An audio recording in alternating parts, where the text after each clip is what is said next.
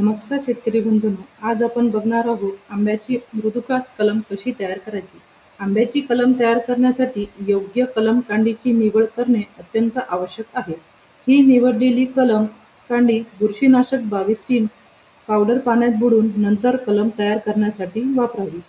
आंब्याच्या कोयापासून तयार केलेल्या गावठी रोपावर हव्या त्या जातीवंत झाडाची निरोगी व डोळे फुटलेली 10 ते 15 सेंटीमीटर लांबीची काडी निवडावी. या कलम काडीची जाडी ही खुंट रोपाच्या जाडी एवढी असणे आवश्यक आहे. त्यामुळे कलम एकजीव होण्यास मदत होते. निवडलेली कलम काडीच्या खालील भागावर साधारण 2 ते 4 सेंटीमीटर लांबीचा उभा काप देऊन काडीस पाचरसारखा आकार द्यावा.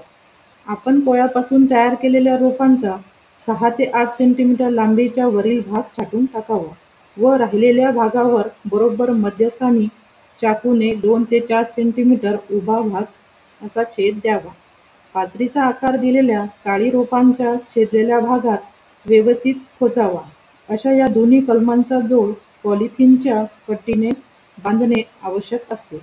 अशा प्रकारे तयार केलेल्या कलमाला साधारणतः 10 ते 15 दिवसात काळी फुटण्याला सुरुवात होते आणि अशा प्रकारे आंब्याची मृदुकास कलम तयार होण्यास साधारणतः 3 ते 4 महिन्याचा कालावधी लागतो आणि नंतर हे कलम लागवडीसाठी योग्य होते.